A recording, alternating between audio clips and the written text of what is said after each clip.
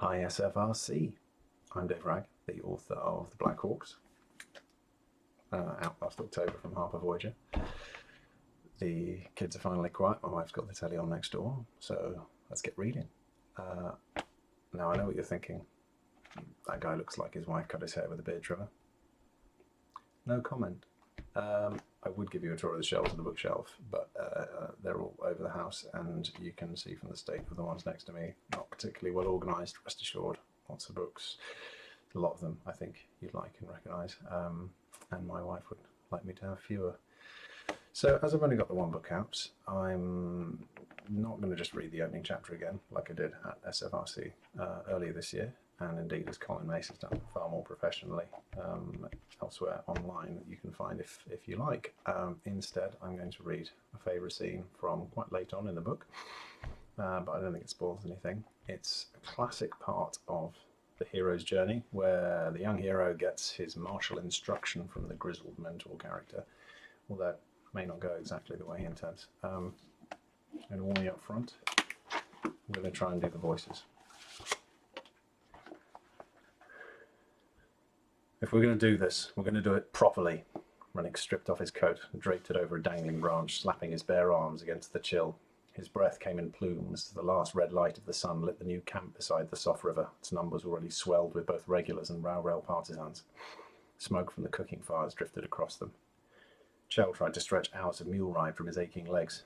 What do you mean? I mean I'm going to hurt you. What? You want to learn fast, right? Fast lessons are hard lessons, and none will come harder than this. Chell opened his mouth to say something about harder lessons, but something thumped into his chest and drove him backwards into the mud. He sat up, spluttering. The fuck? I wasn't ready. Chell sweat. Rennick swept around him. I think the Red Confessors will ask you if you're ready. Get on your feet. He slammed his heel down, and Chell scrambled backwards, stumbling into a crouch. Already his shoulder throbbed. Good. That's lesson 4. Keep your feet, unless you've no alternative. 4? What about the others? Rennick tutted. Hells, boy, you're as bad as the Foss. He walked round in a slow circle, and Chell shuffled with him, no longer trusting the big man's motives. Here's lesson 1 of fighting then, although no doubt it'll be wasted on you. Ready? Good boy. Lesson 1. Don't fight. Come on, unless you've no alternative. Chell wondered how much that phrase would punctuate Rennick's teachings. He raised an eyebrow. Never start a fight you can't win, and if you know a fight is coming, and you can't get away from it, you make thrice damn sure it's over before it starts, and you're the one walking away. But, you hear me, boy? This isn't a fucking game we're talking about here. This is desperate people, scrapping for their lives, unpredictable people, vicious people. You want to prance around with an antique knife on a stick? Talk to that tosspot Delete. You want a shimmering dance of bladesmanship? I'm sure Lovelace will be delighted to take you through the forms if she can spare 15 years to teach you. You stick with me, assuming you can. You learn to stay alive. If you're lucky. Are you lucky, boy? Rennick was beside him, and suddenly his foot was in front of Chell's legs, a beefy arm shunting him in the back and down into the mud once more. There's lesson 3. Keep your fucking eyes open and know where everyone is, and where others might be. Stay alert. Chell pushed himself up, ready to protest, but instinct sent him rolling to one side as Rennick's boot came smashing down again. Better! Came the cry as he bounced back to his feet a safe distance away. He brushed the mud from his hands. What's lesson 2?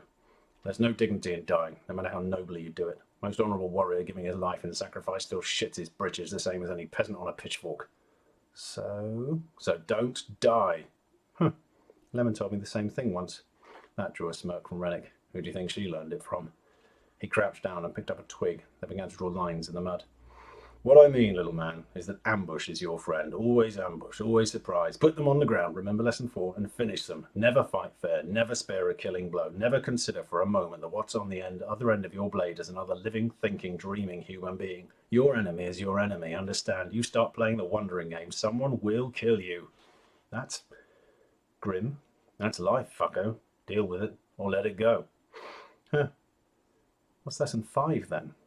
Rennick launched himself up from the ground and was on Chell before he could move out of the way. The big man's massive body weight bore him to the ground, driving the air from his lungs, one bulging, inked arm crushing his own limbs against him.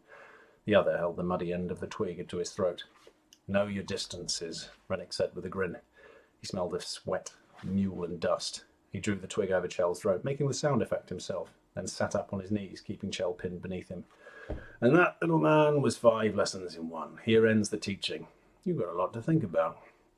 Chell sucked air into his bruised lungs. That's horseshit. What about techniques? What about, I don't know, how to swing a sword, hold a shield, use a knife? He tried to sit up, but Rennick's thick thighs kept him prone.